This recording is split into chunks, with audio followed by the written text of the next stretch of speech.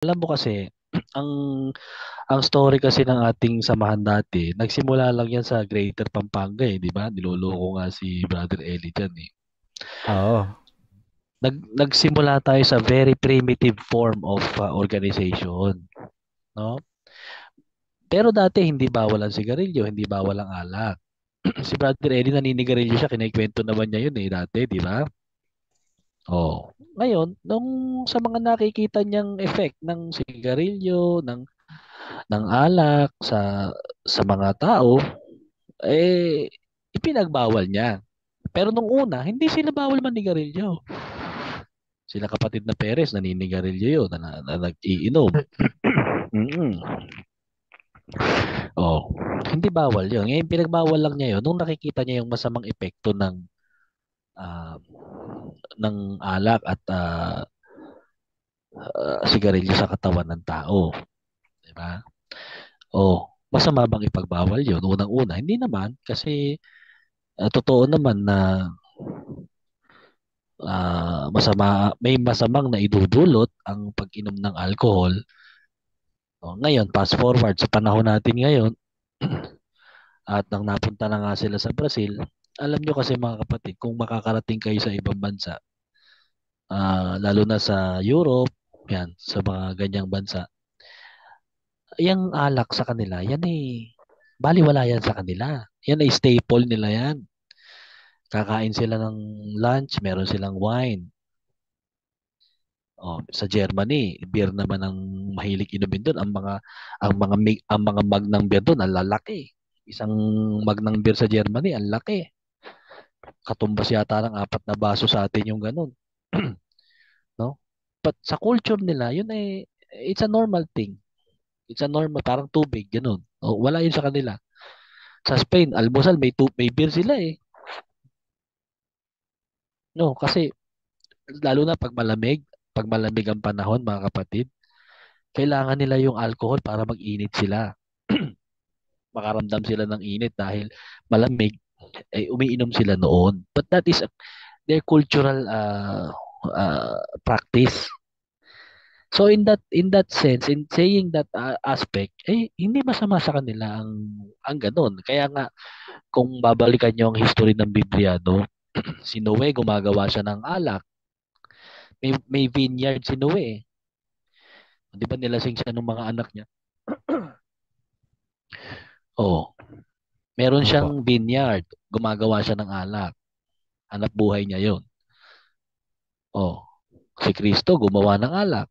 Oh, sabi ni Brad Eli, yung alak na yun, hindi nakakalasing. Di hindi alak yun, kung hindi nakakalasing. Nakakalasing yun. May alcohol content din yun. Kaya nga alak ang Opo. tawag. Otherwise, kung Juice lang walang, yan. Diyos. Grape juice. Oo. Gumawa Ah, siya ng alak. Oh, ayun na. Pag nakita natin ngayon ng Panginoong Hesus gumawa ng alak, ibabas natin, ay, gumawa ng alak. Ang tagapagligtas natin.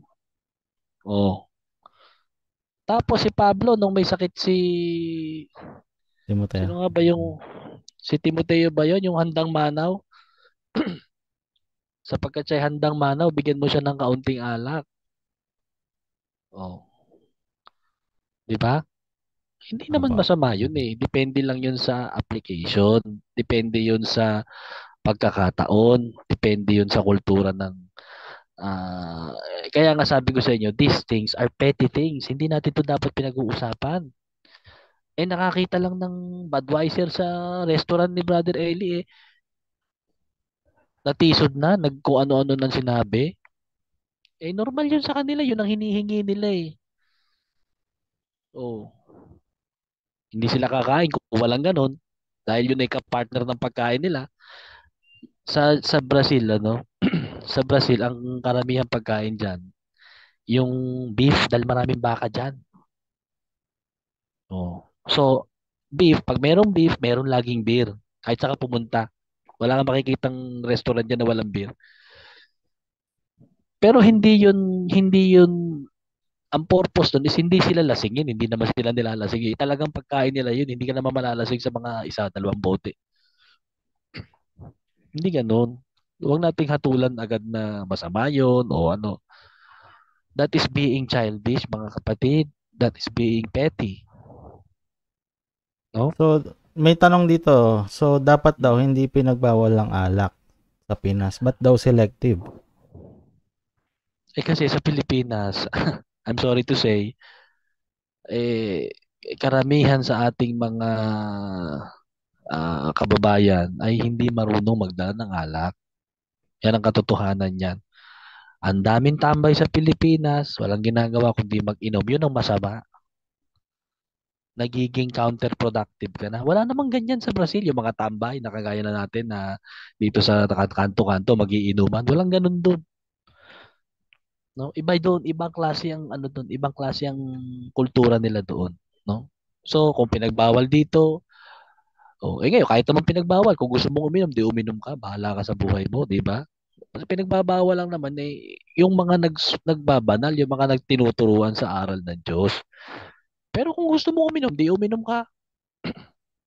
Inom ka agad, isang kahon agad kung gusto mo. That is being petty. Kaya lang pinagbawal ni Brad Elian dahil sinabi naman niya dati na yan ay for health reasons. Hindi ka naman mapapahamak na maiimpyerno pag ikaw ay uminom ng isang bote o dalawa. Hindi, wala namang ganun eh. Ang sinasabi, yung mga manlalasing na ginagamit ang alak, hindi na siya yung tamang paggamit na ano na nakaka nakakasira na ng tao. Yun ang sinasabing masama. Yung iba lang kasi masyadong pag sinabing bawal hindi naman po lahat ng utos ay inutos na merong kumbaga ang utos kasi may purpose lang siya kung bakit inuutos. Hindi naman ibig sabihin mapapahama ka na, maiimpyerno ka na, uminom ka. That is being petty, mga kapatid. Ano sasabihin sa'yo ng Diyos? O diyan ka na sa impyerno. Bakit? Uminom ka ng isang bote, ayan lakad, doon ka. Ganun ba yun? Okay. Ay, Brad, ano po ang daming nagko-comment, sumasabog yung comment section. Ano sabi? Yun daw pong yung pagbabawal kasi maraming kapatid nagtitinda, yung may tindahan. Ang sabi ni Bes, Saan? wag daw magtitinda. Kung ayaw mong mapahamak kung tingin mo masama sa'yo, wag mo ring ipahamak Huwag yung magtin iba. huwag Oh, magtinda saan? ng alak po sa sigarilyo. Oo nga, tama yun. Talagang sinabi yun. Ay, ako nga mismo Mm. nakarinig doon. Lagi nga ako nasa pasalamat eh. Pero ako, nagtatrabaho ako sa hotel eh. Mm. Nagtrabaho ako sa hotel. Nagsaserve ako ng May alak. alak. Trabaho ko yun eh. Kung hindi ko susundin yun, tatanggalin ako sa trabaho. Oh, kaya yung isang So, nakakaawa yung isang district servant na naghahanap buhay lang naman. Trabaho lang na yan, mga kapatid. Hindi naman siya dapat sisihin doon. Sana naman huwag natin siyang i-bash. Trabaho niya mm, lang yun eh. Kung kung siya nagtrabaho ng ganun, trabaho niya yun eh. Ngayon, si Brad, nagtinda ba siya ng ganun? Yun talaga ang norm dun eh. Yun ang norm dun, hindi niya yung gusto, pero yun ang normal doon. Normal yun sa lugar na yun. Hindi yung kagaya sa atin, sa Pilipinas, na dito, pag nagtinda ka ng gin, yan ang mga bibili sa inyo, mga manglalasing yan. Mamaya-maya, magsasaksakan na yun sa kanto. Yun ang sinasabi na ah, iniiwasan, kaya hindi kayo pinagtitinda. Nagets niyo? Pero okay, sa okay. lugar na yon, sa Brazil, sa Europe, at sa ibang lugar pa, mga sibilisado ang tao doon na mas advance sila sa atin, hindi sila kagaya natin na sasaway, bawal nga sa States, bawal nga ang certain level ng alcohol pag nag-drive ka na, 'di ba? Pag nag-drive ka na intoxicated ka ng alak, bawal 'yun sa kanila, kaya disiplinado sila. They can only drink moderately. So alam na nila 'yun. Meron na silang meron na silang foreknowledge about drinking alcohol. Alam na nila kung paano. Hindi naman masama ang alcohol, mga kapatid. Yan ay gawa din ng Diyos. Ang dami Gawa din ng Diyos nagre-reaction. yan. Violent reaction. Saka yung mga comments nakikita ko. Oo. Oo nga sumasabog. Nakakatuwa yung mga comments. Mm. Pero ang masasabi ko lang, mga kapatid, isang established fact at hindi natin maibubura na Sa kasaysayan ng Biblia, si Noe gumagawa ng alak. Yung mga lingkod ng Diyos ay umiinom ng alak. No, si Mm. Kristo mismo gumawa siya ng alak. Oh, si Pablo ipinayo niya sa isang kapatid na may sakit ang uminom ng alak.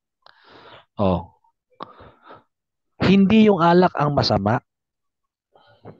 Hindi yung alak ang problema. It's the way you handle it with ikaw ang yun ang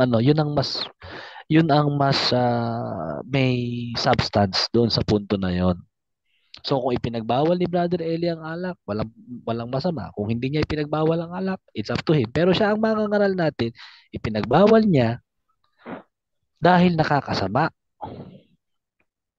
Oh, ngayon nung nagpunta siya sa Brazil, nagkaroon siya ng restaurant doon, merong Budweiser kayo nakita doon. Oh, anong ano doon? Anong problema natin? Negosyo naman 'yun, hindi naman 'yun, hindi iba naman ang kultura ng tao doon. Iba ang kultura ng tao doon, mga kapatid. Sabi nung isa sa comment, yung manginginom ng Pilipinas, manginginom ng Brazil, parehas lang. Hindi. Hindi po. Hindi po sila para uminom na kagaya natin, sa totoo lang. Ang mga Pilipino iba mag-inom. Iba po sila. At sila po ay umiinom lang ng alak. Kumakain sila. Karamihan, in general ha. In general. Pag kumakain sila, meron silang beer, meron silang wine. That is their culture. Kultura po nila yon. At hindi po natin yun mababago. Ano po? Mm. Hindi po natin yun mababago. So, ah pwede nyo isipin na, ba't nagtinda siya ng alak? Sabi niya, di bahala kayo. That is petty thing. No? Bahala kayo kung gusto nyo isipin gano'n. Pero sa akin, bilang nilalawakan ko yung aking pangunawa, I do not see anything wrong about that. Iba ang kultura ng tao doon. You will experience sila, yung mga bayani natin, ganyan din umiinom din sila sa Spain kasi malamig eh. Malamig doon, kailangan mo ng alak doon para uminit ka. Mabawasan yung ginaw. Oh. No. Opo. So, Mm. cultural difference lang 'yan, mga kapatid. At yun hindi 'yun ano. Oh, kung gusto mo, di ngayon, alam mo na ngayon, pwede pala namang uminom, uminom ka na moderately. Bahala ka, nasa sayo. Up to you. Nako, Di ba? matutuwa yung mga MCGI sa'yo, bro. Nagkakatuwa sa Mm. langit. Hindi kasi ano yan eh. At the end of the day, yung budhi mo na lang eh, di ba? Siya sa atin ninyo ang inyong mga budhi. Mm. May tanong nga ba talata yun? Yung mga ginagawa mo is at the end of the day, ikaw na ang magsasabi. Kasi meron kang utos ng Diyos na naiano sa iyo eh. Naikintal sa puso mo eh. Naisulat sa puso mo eh. So malalaman mo 'yun kung nararapat ba o hindi. Ikaw sa sarili mo malalaman mo na 'yun. Oo. Hmm. Actually, ganun din ang perspective ko dyan. Para sabihin na hindi ka na maliligtas dahil ikaw ay uminom o Oo. nagtinda ka ng alak, that's bullshit ha. Opo, Hindi bullshit ganoon ha. yun. May sasabihin lang ako regarding dun sa sinabi ni kapatid na Rizal, no? Mm. Maganda rin yung ano yung pagtanggap niya doon na okay, sige, kung gusto mo uminom ngayon, sige, uminom ka. Pero 'di ba, meron yung nagsasabi, ikaw na nagtuturo na masama yung bagay na yan, ba't mo ginagawa?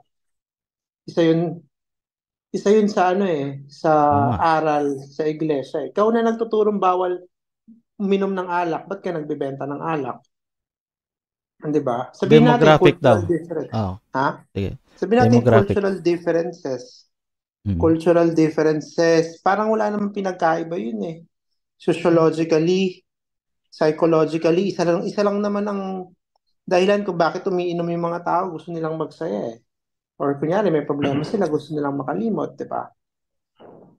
Yun yung dahilan kung bakit ka umiinom. Pero kung kultura at kultura lang din naman yung pag-uusapan natin, hindi yun hindi yun excuse para gawin mo yung isang bagay. For example, kultura po pwede sa kanila yung same-sex relationship po pwede sa kanila. Papayagan ba natin yun dahil po pwede sa kanila yun? Dun sa Uh, iba, ito, can I make a reaction muna doon sa isa? Sige, bro. sige po. Okay. Maganda yung sinabi ng kapatid. Uh, ikaw na nagtuturo, bakit mo ginagawa? Tama. Okay. Sige.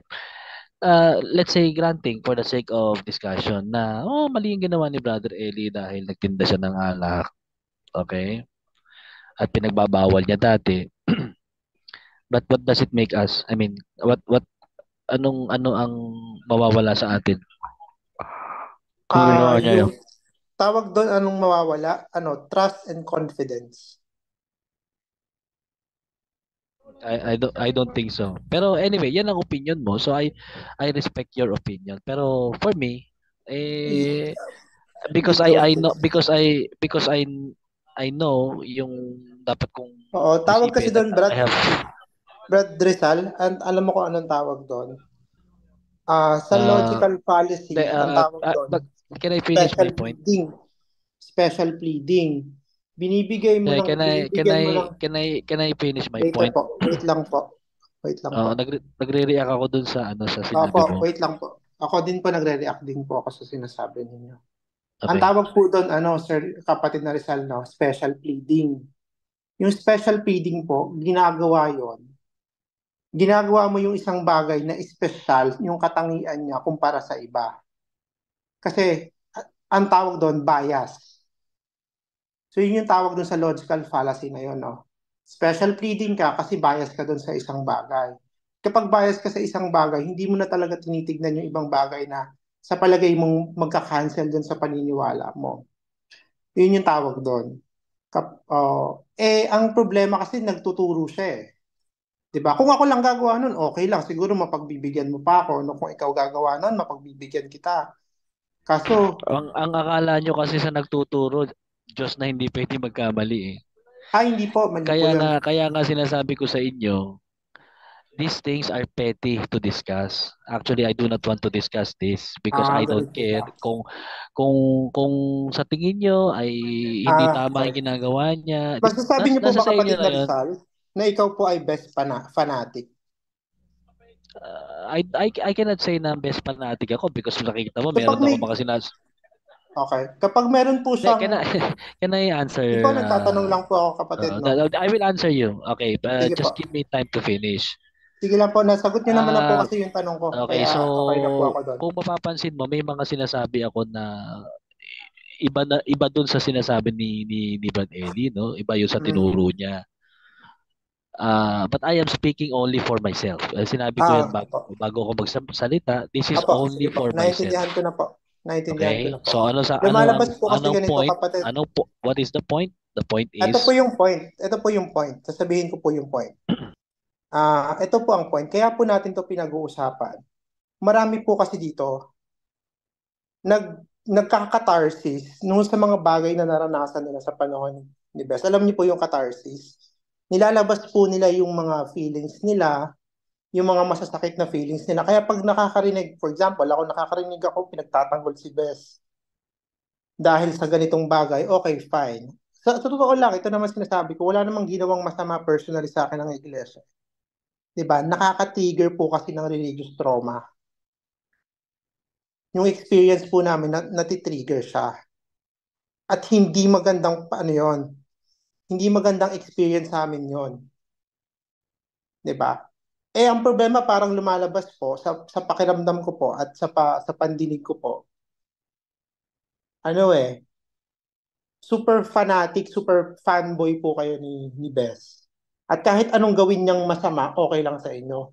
Parang ganito yan eh. Pag si Kibuloy ba, why you have to accuse me of being a fanatic? Di kung ikaw ay galit sa kanya, di ba galit ka? Wag mo ako hindi po ako galit sa kanya, hindi po ako galit. So I'm not subscribing to your allegation. Hindi naman po So you just tell your opinion and I respect your opinion, but never accuse me of being fanatic. Never po. Hindi po. Okay? Hindi, sinabi mo, kasasabi mo lang Opinion po yun, hindi po accusation yun, no? Hindi, you can have your own opinion, okay? You can have your own opinion, but do not accuse me of being fanatic. Hindi po ako. Wala naman po maamin na fanatic ka. Pero sa palagay ko po, yun nga po yung sabi ko, di ba? Sa palagay ko po, sa opinion ko po, yung mga sinasabi this topic is not about me. This topic is about sharing. Why are you charging me? Ba't mo ako sinusuwag? Ako naman ay nag-share lang ng aking thoughts. Tama po. Yun lang po yung Ano, sinasabi ko. what is the point? Ano ba ang point dito? Is yung pinag-uusapan lang natin is yung Ayaw Budweiser, niyo di po ba? ganun pag-usapan yung mga sinabi niyo po kanina, ganun po ba? No, Kasi no, ako no, no, no, nagbibigay no, lang no. po ng opinion doon sa mga China-charge mo sinabi kasi ko ako kanina. eh. China-charge mo ko eh. Ay, Sinasabi mo na, hindi hindi po ka, kita fanatic sinacharge. ka, Iyon po ganun-ganun. ay opinion ko po yun sa inyo. Kaya Hindi nga, so patungkol po yun sa pwede mga bang ang sinasabi niyo. opinion mo ay ilimit mo na lang doon sa Ay, hindi topic po. Hindi niyo natin? po ako malilimitahan kung ano po yung gusto kong sabihin opinion. In Yun po that yung case, sabihin. hindi ako makikipag-usap sa iyo ng ganyan Okay eh. na po. Okay lang po kung hindi kayo Oo, oo, oo. makipag-usap. Ito po ay Ngayon, nagsasabi lang po ako ng magre-react opinion. ako doon sa sinasabi mo, yung sa sinasabi mo about the subject Sakit po, no? of, Sakit po masabihan na fanatic ka, no? Masakit po. hindi naman ako Ay, nasasaktan. hindi po Kaya kayo lang, nasaktan. it's not Masyado proper. po kasi kayo defensive eh. It's not civilized. Okay? Ay, So, civilized po. Hindi ko I naman do po not, kayo siguro minura. Ano I po? do not engage in that kind of Ay, discussion. sige po. Anyway, Okay lang po. Okay, kung hindi po kayo so, mag-engage, tahimik na po. so yun lang yung sa Sige alak po. na sinasabi nyo. I already made my point. And, And okay. that is my opinion, okay? Tapos yung meron ka pang sinabing isa na ano ba isang pang sinabi mo aside to nawawala yung May, essence ng discussion eh. Meron ka pa ay, sinabing hindi po, isa hindi po. Ito po, so, kapatid after Arsal, ganito po, no? Nirerespeto ko po kayo. Ito po ay opinion ko lamang at hindi ko naman po sinasabing masama yung ginagawa nyo at hindi ko naman po sinasabing ano yon, bawal yon, no? Hindi po ipinagbabawal yon, hindi po masama maging fanatic na kung sino. Hindi po masama yon. Yun nga lang, nakaka-trigger po siya ng religious trauma kapag may narinig kaming dinedefend pa yung mga bagay na nagbigay sa amin ng trauma na yon. Maging sensitive po tayo siguro sa mga ganung bagay. Parang ganito po kasi, no? parang sinasubdue mo na rin ako niyan nasabihin ko Yes yung po, aking sinasubdue alak. ko nga po kayo. Tama po, Bakit mo ko sinasubdue ko nga po isasubdue? kayo. Yes I po, have I my admit it. rights. Oh. I So kung admit it, ayaw mong sinasubdue ko makarinig po ng kayo ng iba't ibang ganon. opinion, huwag ka sumali sa ganitong discussion kasi open Ay, to sa lahat. yun nga po, ito po sir Oo, 'di ba? Ay, Kung sir, kung kapatid, ikaw Rizal. kung ayaw mong makarinig ng iba't ibang opinion at ang gusto mo lang marinig yung Ay, sarili mong opinion, mali po huwag ka yun. na sumali dito. Hindi Kasi po, ito ganito open sa po. lahat. Ay, hindi po ganon. O, ganito Kapatid na lang. Rizal, ganito po, no? Speakers, Brad Mac, ang mga Yes po. sige, magtanong ka na lang, isang tanong, kasi maraming naka-raise hand. Sige, Tapos sasagutin ganito. ni Rizal. Sige, kapatid na Rizal, ganito, no? So, hindi niyo naman po inaamin na kayo ay fanatic, no? Meron po bang umaamin na siya ay fanatic ng isang bagay? hindi ko alam. Hindi mo po alam. Okay, sige. Sige, Brad Brooks, no? Okay. Nasabi ko na yung opinion ko. Sige. Ayaw akong mapunta sa debate. Sige, Brad Valar. Thank you, Brad Mac. Hello. Magandang hapon po. Dinig po? Apo, dinig po. Ayan. Kapapasok ko lang din po, medyo napansin ko ang usapan ni patungkol sa alak. Ako po, nung naanib, 1990s, narinig ko pinagbawal yung alak. So regardless kung kaunti ba yan, kung marami, ang sabi, bawal uminom ng alak. Hindi sinabi sa doktrina na bawal maglasing. Kasi ang punto, yung pag-inom pa rin, pag-uugatan para ikaw ay malasing. Yun po ang doktrina. Kapatid, sorry ano ko lang, singit ko lang. Actually, meron pinayagan tayong uminom ng alak, yung mababang proof, di ba? Hindi mo natatandaan yon? Wala po nun. Meron yan. Wala pong ganun doktrina. Sinong nakakaalala nun na Brad Brooks? Meron, ako naalala ko. Naikwento rin niya ni Brad Dexter, Patinho.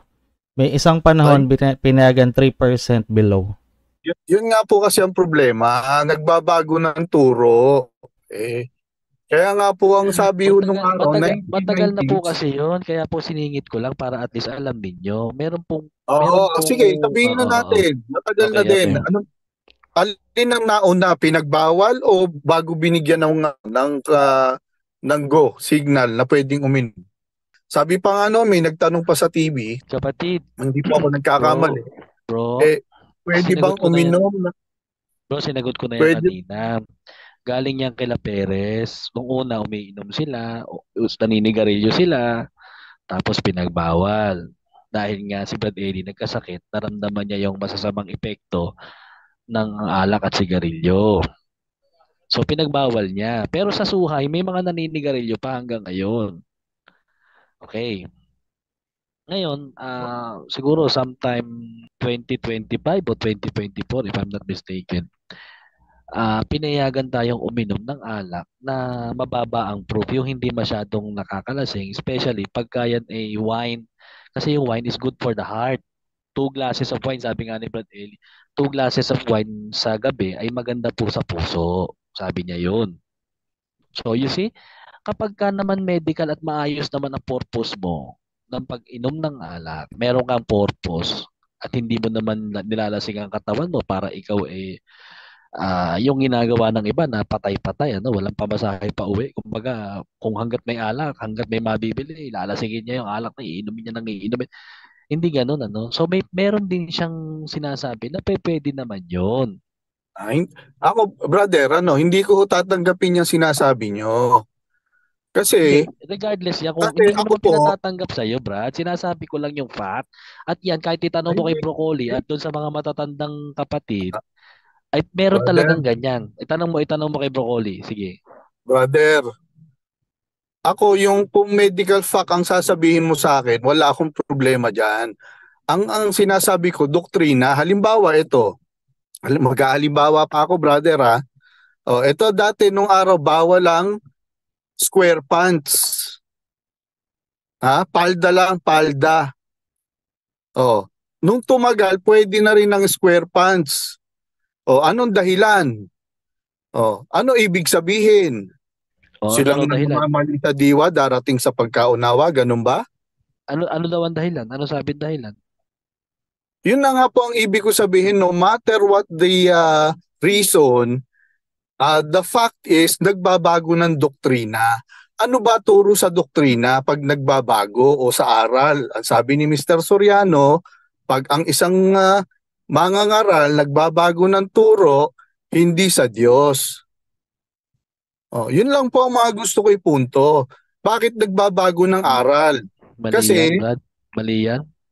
Walang oh, sinabing dito ganyan mo si ako, Brother Eli. sasabihan mo naman ako ng mali ngayon. Oh, di ba? Wala naman talaga sinabing ganun si Brother Eli. In fact, si Brother Eli nga nagbabago siya ng aral eh. Oh, maraming Ay, sasaksi hindi dito. pa. Tanong Maraming natin sa mga sasaksi. kapatid. Tanong O natin sa yan, mga kapatid yung mga ngayon. naunang kapatid. Kung walang ganyan turo si Mr. Soriano. Oh. Kaya Itanong nga, natin, mag-comment yun sila nga, diyan yun nga kung lang walang ganyang pananalangin natin kung na walang bago ganyang di ba? aral, Oh, 'di ba? Ako personally So, ay naniniwala, tama yung sinabi ni Brad yun nga Balaro. lang, Totoo yun yun, nga. totoo yun.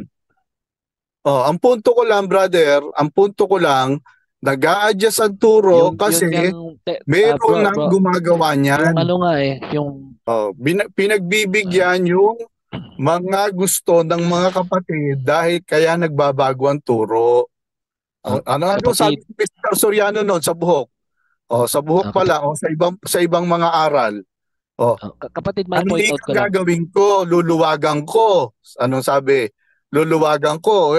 Mas gusto niyo mga kapatid, Apo, maimpyerno o Brad luwagan Balar. ko ang utos. Apo. Kapatid, Yes, Sige, tama. point taken, Narinig point ko din taken. yan. kapatid, i-point ko lang ha. Ako Sige po. I respect your belief. Wala, hindi kita didebatihin, ano. Pero yung sa akin lang, i-state ko lang yung facts na because ito talaga ay i-attest ko na ito talaga sinabi ni Brother Eli. And in fact, si Broccoli sinabi niya talagang merong instruction si Brother Eli na pwede tayong uminom ng alcohol basta Meron. less than 3%. No, that is a fact. Okay? Na hindi ko sinasabi yon to Brother, debunk you, okay? hindi po ako tutol Tapos, dyan. wait lang bro. Hindi Bro, po wait ako lang. tutol Sandali dyan. lang bro. Sandali lang.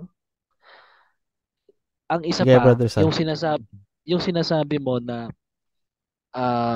hindi nagbabago ng aral si Brother Eli, mali din yon. Kasi yun ngang ating pananalangin, binago niya eh. Marami nga siyang binago, kahit sa imnaryo, binago niya eh. Oh. So, hindi masamang magbago ng aral, okay? At lalo na kung nakikita niyang mali, kagaya ng ano sabi nung isang kapatid kanina kay Donald Dicen, tama yung pananalangin ni Donald Dicen, tayo dati nakaluhod. Inadapt niya eh, 'di ba? So ano ang ibig sabihin? Si Brother Eli, wala siyang sinabi na masamang baguhin ang aral o something like that. Yun lang inaano ko. At least totoo yun. O ngayon, kung meron kang concern doon about that, that is your ano. Hindi kita para debatihin doon, kapatid. Sinasabi ko lang yung facts, okay? Yun lang po. Hindi yun yung sinasabi ko. Yung sinasabi ko, narinig ko. Ngayon, may mga kapatid dyan na pwede magpatotoo kung hindi sinabi ni Mr. Soriano na kapag ang mga ngaral nagpabago-bago ng tonyo, layasan na. Kung hindi sinasabi ko, ano na ako, I will rest my case, ika nga. Pero, the fact na yan sinabi ni Mr. Soriano na yung nagbabago-bago ng turo sa demonyo, anong mga ginagawa niya ngayon? Diba? Sinasabi mo ngayon sa akin na minsang isang panahon, sinabi ni Mr. Soriano na pwedeng uminom ng alak. Granting sinabi. At naniniwala ako, sinabi nga, pero minsang isang panahon, sinabi din, bawal uminom ng alak. May nagtanong pa ho sa TV. Anong tanong? Mr. Soriano, pwede ho bang uminom ng alak kahit mababa yung yung percent? Kasi ang Panginoong Jesucristo gumawa ng alak. Anong sagot ni Mr. Soriano? Yung alak na ginawa ni Kristo hindi nakakalasing. Kahit marami pang mainom mo nun, hindi ka malalasing. Yun ang sabi Ewan ko kung narinig mo yan, Brad. Okay, ito so pa, minsan, ano po ang point niyo po doon? Ang punto ko, alin ang totoo doon sa sinasabi niya? Dahil nga nagbabago-bago ng turo. Pangalawa, ito pa, idadagdag ko lang, minsang isang panahon, pinagbawal ni Mr. Soriano ang soft drinks. Ewan ko kung narinig mo yan, brother. Minsang isang panahon, lahat ng soft drinks pinagbawal. Narinig ko yun. Ano din ngayon na nangyari? Binalik ulit. Binalik ulit. Dahil negosyo. Yun ang punto ko. Kaya last na. Wala tayo. It's not a debate. Kasi negosyo na yan. Yun po ang gusto ko lang ipunto. Okay. Salamat. Thank you po, Brad Balar. Brad Rizal, sige po, pasagot na lang. Sabi niya merong mga ako kasi masyado kasing petty yung about soft drinks na pinagbawal tapos hindi pinagbawal is related to business. I don't see anything wrong about that. Okay? Ang religious leader, ang isang organizational leader, he can have in his own accord, pwede siyang mag-decide regarding sa business, and I do not see anything wrong about that. Yun lang ang masasabi ko. Ngayon, yung sa pabago-bagong aral na sinasabi na sinabi daw ni Brother Eli na pagka pabago-bagong aral, layasan nyo, parang wala akong narinig na ganun, or kung ganun man ang sinabi, meron siyang kaduktong na sinalita para mailagay sa tamang konteksto yung kanyang sinabi na yun. Kasi parang walang pinagkaiba sa Bible yan eh. Sabi ni Kristo, ako at ang Ama ay iisa. Tapos sinabi naman niya sa kabilang sitas, hindi ako nag-iisa, kundi ako at ang Ama. Ano ba talaga? Nag-iisa ka o dalawa kayo? Diba? So, ganun, I take it as that, okay? But in any case, whether pinagbawal o hindi, that doesn't matter to me because alam ko yung dapat kong paniwalaan, alam ko yung dapat kong gawin. Hindi ako para umiyak doon sa punto na yun na very petty, I think. Thanks. Okay. Dredel. Okay. Hello, Brad Rizal, may tatanong lang ako kasi base na rin doon sa mga sinabi mo kanina na mostly natuto ka kay Brad Eli. Ito yung tatanong ko sa iyo, Brad. Anong mas maraming natutunan mo na pinanggalingan yung mga aral? Kay Brad Eli o kay Kristo? Ano yung mas marami? Yung natutunan ko kay Brad Eli, galing kay Kristo yun. Yun ang paniniwala ko. Yun po yung paniniwala nyo. So, tatanong ko lang po, may nakita po ba kayo na pinagkaibang aral ni Brad Eli sa kaaral ng Panginoong Kristo? Wala naman. Yung, I mean, yung mga mga significant teachings, wala naman. Yung mga substantial teachings, wala. Ayun po siguro yung magiging pinagkaiba ng karamihan sa amin tsaka sa inyo. Lalo na po kayo, personally, kilala niyo siya. Ako po, hindi ko siya po personally kilala. Pero, ang pinagbasihan ko po kung bakit siya ay parang, yun nga, yung aral niya na sinasabi niya noon na, di ba, suriin, kilalanin niyo yung turo kung silang sa Diyos. Bumagsak na po siya sa akin doon. Siya pang nagsabi noon na binasa niya yung talatang yun. Bumagsak po siya sa akin doon. Kasi nakikita ko, may mga hindi na siya tinuturo, may turo na siya na sarili. Hindi na po kapares ng kay Kristo. Kaya nagtataka ko, hindi niyo po yung nakita. Siguro dahil personally niyo siyang close, pero kasi kami na marami na hindi naman namin siya personally close at kami po ay bago naman po kami pumasok sa MCGI, may napakinggan ko na si Kristo bago siya eh. Nagbabasa na po ako eh. Kayo po, base sa sabi nyo, sa kanya kayo natuto. So hindi nyo kilala si Kristo bago siya. Nakilala niyo si Brad Eli, sinasabi niya, sabi daw ni Kristo to. So lahat ng sinabi niya, nasabi ni Kristo, hindi na kayo hindi na po kayo nagsuri. Kasi kami kasi nagsuri pa eh. At yun nga, may mga nakita po kami. Yun lang po siguro yung paiksin ko na lang po na meron po na katulad namin na may mga nakita kami na bro, maganda sana kung masasabi mo yung kahit isa lang doon sa nakita mo na inconsistency. Magbibigay po ako ng isa, halimbawa. Naalala niyo po yung ginawa ng Panginoong Kristo nung nagpunta siya sa templo at kinalat niya yung mga mami nagtitinda doon. Opo. Naalala niyo po yun. Bakit niya po ginawa yun? Ano po ang paliwanag niyo doon? Hindi, kayo po. Bakit niya po ginawa yun? Hindi po, kayo po ang nagsasite ng example. Makikinig lang muna ako sa inyo. Okay, sige po. Ako po, personally, pagkakaunawa ko doon, yung sinabi niya nga ginagawa daw po kasing den of robbers. Hindi rin ako magaling sa Biblia, pero yung punto niya is, huwag niyong gawing yung parang marketplace eh. Isa po yun sa nakita ko nung pumasok po ako. Parang ginagawang tindahan. Ayaw ng Panginoong Kristo eh. Yun po, isa na lang po siguro yung bibigay kong example. Whether sabihin niyo po na mali yung nakita ko o hindi. Pero yun po yung nakita ko. Hindi ako agree doon. Dahil kung ang Panginoong Kristo nagawa yun, na ayaw niya na may nagtitinda sa loob. Kasi bahay dalanginan eh. Dapat pag nagkakatipon tayo, mag-aralan tayo, Pero okay, mas marami po ako nakita, bentahan ng ganito, ganyan. Personally ko po na-experience. So, ang punto nyo is, dapat ay hindi siya nagpatinda ro sa apalit, yun ba yun? Ay, syempre po. Kasi kung ang Panginoong Kristo nga po, hindi nga po agree. Diba? So, para sa akin po, na. Okay na, Brad Riddle. Gets na. Sige, Brad Rizal. Ano pong masabi? Hindi na rin ako mag-comment doon kasi hindi rin naman significant yun. Kahit magtinda siya o hindi. Bahala na lang din sila doon. Onset of the call, sabi ko, si Brad Rizal, nakasama si Bes. Mahal niya si Bes. And he's ready to answer questions. Huwag natin dedebatihin ha. Ayan, si Brad Dam. Sige po, Brad Dam.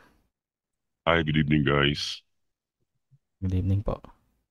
Well, sa akin ang take ko lang ganito. Lahat tayong naririto, isa lang yung pinanggalingan nating paniniwala.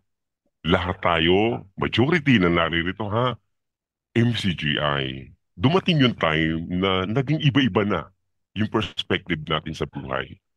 Let's have a real talk here. Each one of us is entitled to our own opinion. Hindi tama na ituring na masama ang mga atheist o yung mga naniniwala pa rin sa Christianism. Bawat isa sa atin may karapatan sa sarili nating opinion at pananaw. Hindi natin pwedeng sabihin tayo ang tama at sila naman yung mali. Iba-iba yung dahilan kung bakit tayo nagbago ng landas. Hindi tayo dapat humusga sa isa't isa. Bagaman magkakaiba na tayo, may mga bagay pa rin tayong pwedeng matutunan sa isa't isa.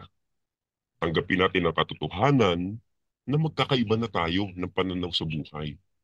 Ang dapat na lang panatilihin natin, respeto sa isa't isa. Kahit minsan di tayo nagkakaintindihan, okay lang yon. Hindi natin kailangang ipilit ang sarili natin sa iba. Sa huli, kahit magkakaiban tayo ng pinaniniwalaan, pwede pa rin tayong maging magkakaibigan. Tandaan natin na ang pag-unawa, respeto sa isa't isa, yun ang magpapaligaya sa atin. Sandali lang ang panahon natin sa mundo, guys. Huwag na nating gugulin para patunayan kung sino ba ang tama at kung sino ba ang mali. So much for hypocrisy. So much for the dilemma of religion. Let's live life to the fullest. Let's move on. Make this life that we have here on earth the best that we can make it. Yun lang sa akin, bros. Matindi. Matindi talaga si Bandam. Kuya Adel, sige. Oo, agree naman ako doon kay Kuya Dams na guys, kasi may may idea kasi kami kung sino yung guest speaker natin. Kaya as much as possible, I want him to tell more about about his experience. Kasi hindi na tayo makakuha kasi broccoli ng guest na very close sa kay Bes kaya it's a privilege. Salamat Brad Rizal na nag-come out ka um to give your side as a progress. So hindi naman natin inaano yan dito, discredit as much as possible, as long as maayos lang pag-usap, diplomatic, hindi katulad ng ibang mga pumasok. Appreciate mo si Brad kasi kumpara doon sa ibang mga fanatics na pro-bes at pro MCGI is di ba, nang aasar taka babastos di ba? Although may mga sinasabi siya si Brother na mga although nakakasakit din sa ibang mga naririto dahil alam natin may iba-iba tayong dinaanan na trauma. Ganoon talaga, so di natin mapiplease lahat, no? So yun lang, ang sa akin lang naman, mas gusto ko marinig yung mga experiences niya, gusto kong itanong. May tanong lang din ako kay kay Brad Rizal, considering na malapit siya sa naging malapit siya sa pangangasiwa, although may mga kasama rin tayo narinig din dito na malalapit din sa pangangasiwa. Hindi lang natin yung di lang kasi pa pwede magsalita kasi napaka sensitive ng kanilang mga kalagayan. Pero yung sa ating guest ay gusto ko lang ding i-confirm is I don't know kasi naputol ako kanina kung na-confirm na ba niya yung yung Area 52. Yung ang nakita ko yung mga restaurant. Hindi ko alam kung nandoon yung Area 52. Okay. So yung mga restaurants, nakita ko yun, and they really serve alcoholic beverage there. Okay. So confirm yung alak, no? So kino-confirm ni Brad yung about sa mga alak. Yung mga evidence naman na pinost ninyo, may mga pictures naman Talaga namang kasama sa menu yun. But kagaya nga ng sabi ko, it's a norm in Brazil. It's a norm. Okay. Anyway, but that was answered already. So yes, correct. May tanong ka pa. Isa pang ito may dalawa akong questions lang muna for the meantime. Una, bro, do you have any idea why they decided na hindi ilabas yung issue ng pagkamatay ni Bes? Like for example, yung mga close niya doon sa Brazil. Do you have any idea about that? Bakit hindi ilabas? At pangalawa, what can you say about doon sa issue naman ng sinasabi may relasyon daw, no? Si Yuli at si Bes. Ilang salamat. Okay. Thank you, Kuya Del. Okay. Ano nga yung unang tanong? Kung bakit hindi nilabas yung reason ng pagkamatay? I believe nilabas yun Merong official statement ang wala siyang cause of death na nakalagay. Yun lang yung tanong ng marami, bakit hindi daw sinabi. I don't know if you have an idea about that. Bro, I'm sorry, pero parang I believe meron. Kasi hindi mo pwedeng sabihin, ay, basta namatay. Hindi ganun. Meron siyang nilagay na hint. Or hindi man directly, parang hint na it's about heart attack. Parang ganun ang tema ng ano. Hindi ko kabisado yung buong sabi, pero nakita ko yun doon na meron ganon. Na although hindi siya inelaborate na kung anong talagang nangyari, but maliwanag yun na it was about a heart attack. So, now having said that, uh, ang tanong siguro is bakit hindi binigyan ng explanation, hindi inexplain sa tao yung talagang nangyari, 'di ba? Parang mas more on kung tanong ang tanong mo is more on concern sa ganun, 'di ba?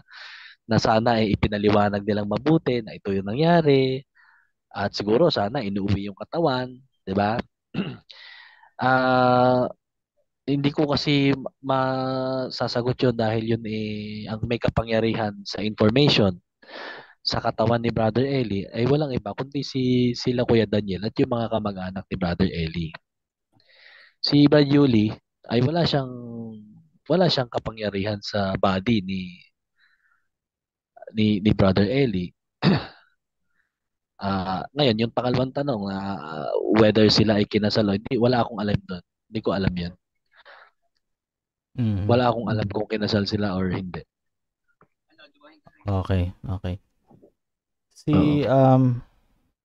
May sasabihin sana ako pero wag na lang. Wala Toby. rin silang relasyon, bro. What do you mean walang relasyon? Romantic relationship? Sa romantic relationship kasi yun ang issue dahil may anak sila tapos Lagi very naman ganun. parang romantic yung kanilang pagsasama which is kumakalat din yung issues na yan kaya kung minsan parang Hindi. imbiyar na nga daw si Daniel Siguro nga maganda, kay siguro Yuli. maganda sagutin ko yan no? Kasi Oo. talagang malikot ang isip ng tao eh. Hindi Okay. nyo Correct. ba hindi nyo alam ba kung anong nangyari? Bakit sila ay magkasama hanggang Brazil? Any one of you? Hindi po. Sige po.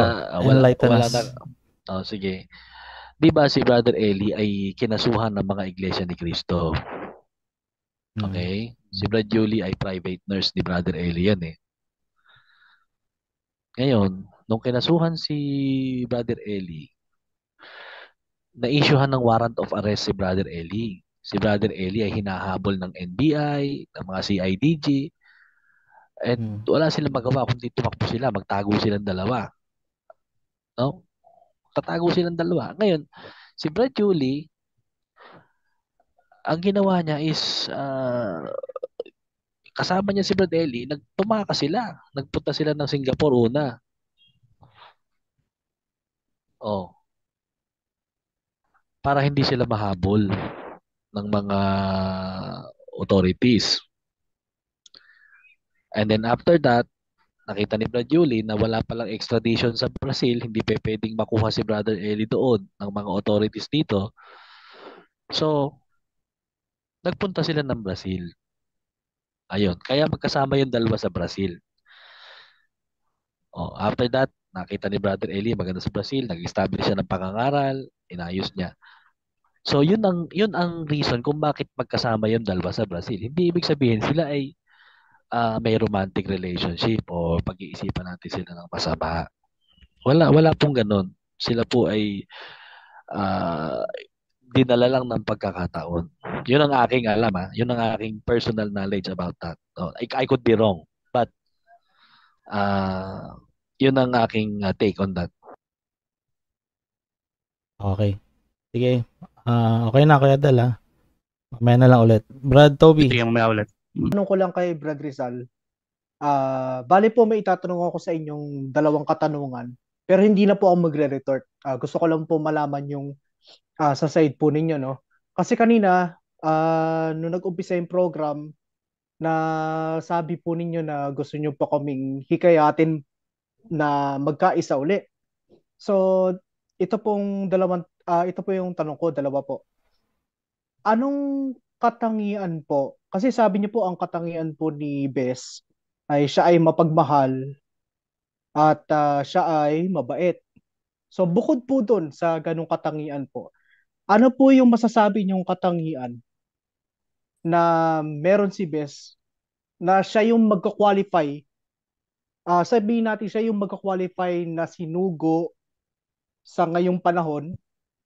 Number one question po yun. Number two question, kailangan pa bang may isugong tao pagkatapos na isugo ng Diyos ang kanyang anak na si Jesucristo? Yun lang po. Maraming salamat. Una, yung mga tanong niya, nung una, kung ano raw ang qualities ni Brother Eli.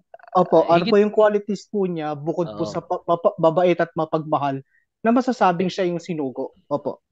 oo. Yung unang-una sa lahat, yung unawa, nasa kanya yung unawa. Okay? That is overboard. I will not debate on that, but that is what I believe, that he has the understanding about the scriptures. Ngayon, yung pangalawang tanong mo is if kung Kailangan pa kailangan po bang magsugo after ng tao pagkatapos po isugo ng Diyos ang kanyang mismo anak na si Jesucristo? Yun kasi po. after ni Kristo hindi naman nanatili si Kristo, yung katawan tao ni Kristo hindi naman nanatili sa atin. Nanatili siya sa sulat, sa mga kasulatan, di ba? Ngayon, sinugo niya yung mga apostol niya para ituro kung ano yung man ang itinuro niya. Kaya nga sinusugo ko kayo di ba? May talatang ganun. So, kailangan pa rin, nagsusugo pa rin ang Diyos hanggang sa panahon natin. At kahit nawala na si Brother Eddie, magsusugo pa rin siya ng pangangaral.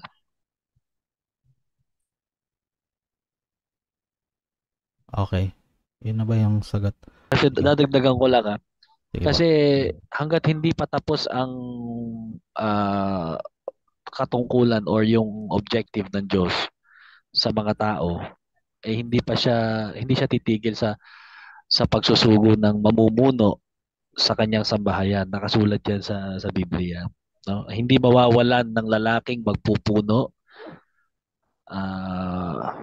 Kung merong mamaya i-post nyo na lang. Basta may pangako ang Diyos na gano'n na kung susunod tayo sa kanya mga palatuntunan, hindi mawawala ng lalaki magpupuno sa sambahayan ng Israel. Active ba si Brad Rizal? Active pa?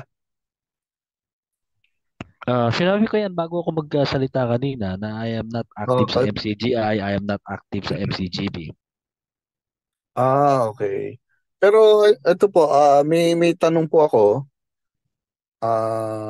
about kay Daniel Rason. Sa tingin niyo po ba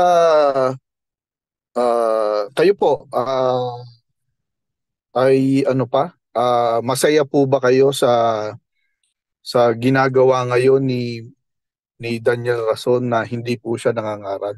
Kayo po ba'y diyan sang-ayon o masaya sa nangyayari po ngayon diyan sa samahan ng Ang Dating Daan?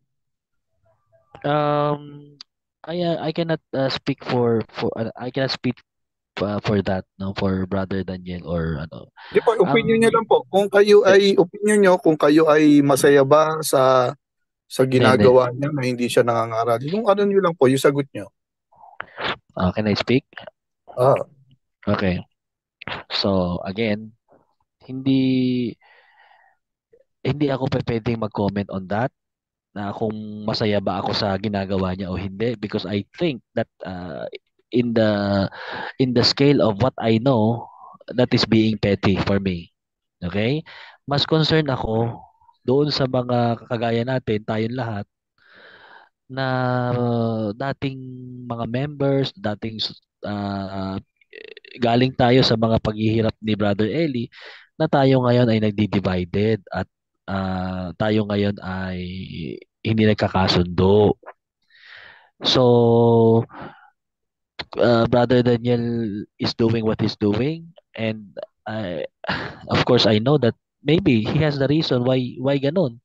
Kasi pag nasa perspective ka ng leader, marami kasi nakikita ang leader na hindi natin nakikita. Maaaring may reason siya dun hindi natin alam. Hindi naman niya siguro pwedeng sabihin yung reason niya.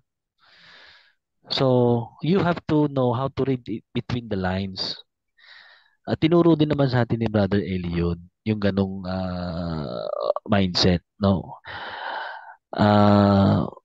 So, we read between the lines. kung sa tingin natin he is not ready, he is not, that is our right. Kung gusto nyo na paniwalaan na dapat ganito siya, dapat ganun siya, palagay ko dapat baliktad na, dapat tayo na magturo pagka ganun tayo, no? Kasi siya ang parang walang pinagkaiba yan kay mga kapatid kay Honas Inutusan ng Diyos si Honas pumunta ka sa Ninive, mangaral ka sa Ninive. Pero instead na pumunta sa Ninive, tumakas si Honas So ang ibig ko sabihin, ang point ko doon is kahit ikaw ay anointed ng Diyos o pinili ka ng Diyos, you have the right also to decline. Hindi natin alam kung dinidecline ba niya yung calling niya or it will take time for us to know that. Ang inaano ko lang is alang-alang sa kay Brother Eli, sa mga ngaral natin, bigyan natin siya siguro ng benefit of the doubt or kung wag naman natin siyang siraan, wag naman natin siyang i-bash.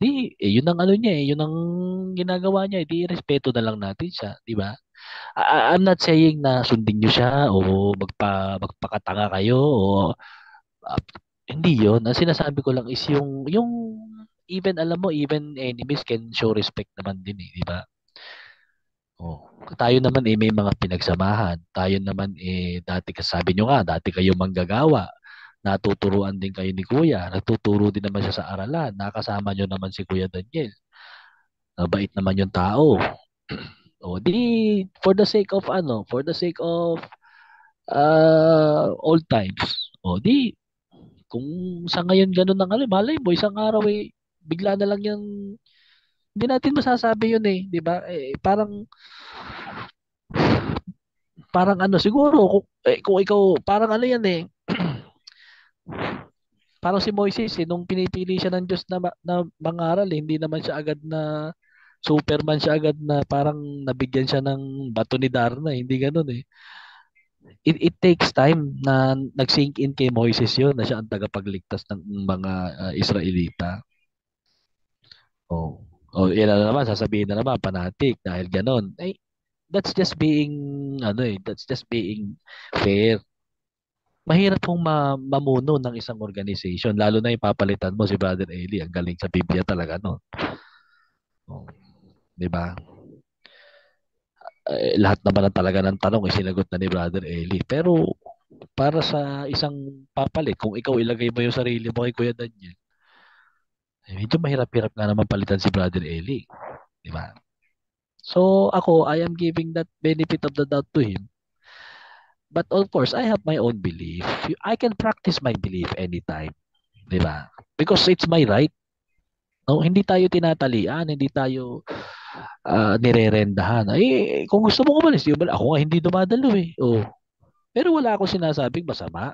Hindi ako para bumaba ng level na sila aking laitin o sabi ko nga sa inyo, malapit ako sa sambayan, hindi nga ako tumadalo. So, but hindi naman nila, they cannot take that against me kasi that is my right. Kung ayaw kong dumalo, kasi kung ang gagawin natin, kahit ayaw mong dumalo, dumadalo ka for the sake na because nahihiya ka wala na rin yun, wala rin kwentang pagsamba yun. Di ba mga kapatid? So ang sa akin lang mga kapatid, dati tayo magkakapatid o kung hanggang ngayon magkakapatid tayo, nagkakausap tayo, magmahalan pa rin tayo, magrespetuhan pa rin tayo. Kung ayaw nating dumalo, nasa sa inyo naman yan. Kaya lang, ang hindi ko lang nagugustuhan is yung nagkakaaway-away tayo na kesyo ganito, kesyo ganyan. Hindi tama po para sa magkakapatid ang mag-away. Yun po ang tinuro sa akin ni Brother Eli. May tanong pa kayo? Kasi most of us here, Brother Rizal, we're workers. I'm looking at the list Puro workers kami dito, most of us. So, marami rin kaming alam mga nangyari before. Pero gusto ko yung sinabi mo, even enemies give respect. Ayan. Kasi he came to me as a person, si Brad Rizal, and nagulat nga ako. And so, we treat him as a person. Buti nga hindi to nauwi sa debate. So, we appreciate your time, bro. Thank you, Bro Collie. Minsan lang to. Ano lang tayo, let us stop the division. Masyado nang divided ang society natin. May doon sa comment, matatawa ka sa comment, Dami. Sabi, sige. Kahit di ka dumadalo, at least nakikinabang ka sa abuloy. May ganun agad. Accusation naman yan. Ingat tayo sa mga ganong comments. Di ba? Kita mo yung mentality ng tao, di ba? Basta hindi nila gusto yung naririnig nila. Ayaw sila, galit sila. So imaginein mo, on the side naman ni Brad Julie or ni Kuya Daniel, kung magsasalita rin tayo sa kanila ng unfair, di pa magagalit. Di ba isa normal thing na magagalit din sila? Kaya para hindi nga lumaki ang gulo, let's be objective. Ano ba yung objective natin? Pananampalataya lang naman. Kung hindi ka na nga naniniwala sa Diyos, di wag na. Di ba? Wala tayong magagawa kasi ikaw yan Hindi naman natin mapipilit siya. Kasi mayroon siyang ibang kahit na yung mga si Moises nga, broccoli, dinivide niya na yung dagat Biruin mo, dinivide niya na yung dagat. Sa harap ng mga Israelita, dinivide niya ang dagat. Meron silang gumagabay sa kanila na haliging apoy. Sabi sa Biblia, para hindi sila mahabol ng mga Egyptians. Pero despite the wonders na ipinakita ni Moises, di ba pinagdududahan pa rin si Moises? Opo. Kaya, let's learn from that lesson na, mga kapatid, stop na natin yung hate. Hindi naman ako nagpakita ng hate sa inyo. Wala. Ako sinasagot ko yung tanong nyo as I know it. I might be in trouble by answering that. Di ba? Pero mga kapatid, hindi ko intention na kayo po galitin. Siyempre, yun ang sinasabi ko. Kaya nga, ang aking disclaimer noong una, talagang kinikilala ko si Brother Eli na mangangaral talaga ng Diyos. Nakita ko siya. Alam ko yung pero yung iba, nagpakuhulugan agad. Nakikinabang sa pulo niya. Hindi niyo ako kilala, mga kapatid. Sana po huwag kayong ganyan. Kasi yan po ang masama sa Biblia, yung ganyan. Masama po yan sa aral ng Diyos.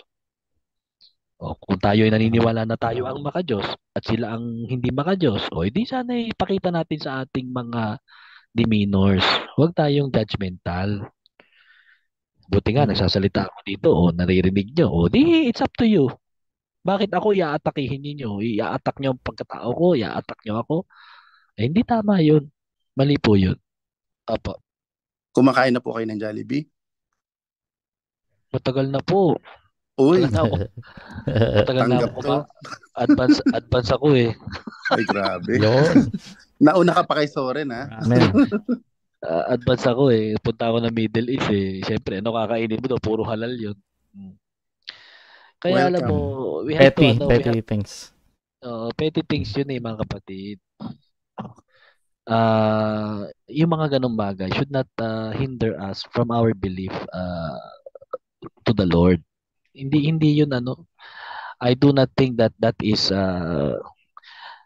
kasi yung study ko pagka inano mo kasi yung pag nag-ano ka ng atheist tapos apologist, they are showing you the micro and the macro perspective.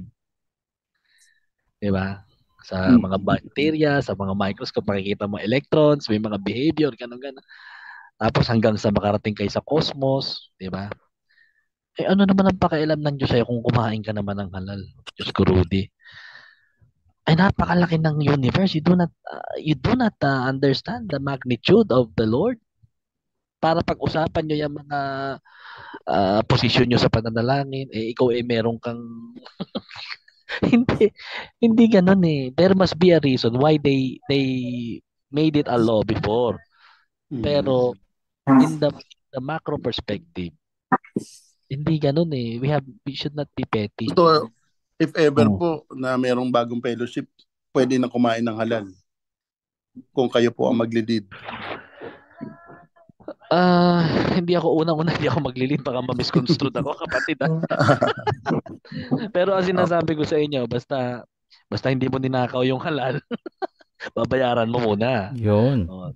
Yun kasi ang sinabi ni Badeli, huwag kang magnanakaw. Kung babayaran mo yun, at yun ipagpipray mo bago mo kainin, ay nililinis ng Diyos yun. So kung kanino pa man nila inano yan, basta binili mo, you have the right over that food and you bless that with your prayers. Walang masama doon, mga kapatid, kasi hindi natin makokontrol yan because tayo ay isang maliit na alabok lang sa lipunan. Sila nagkokontrol niyan, yung mga may power. Paano kung yung mga political leaders natin yan ang pinapasok nila, puro halal na ngayon. Ano gagawin mo? Pag tinake mo literal yan, maano ka sa society, ma-isolate ka. Hindi rin maganda yun.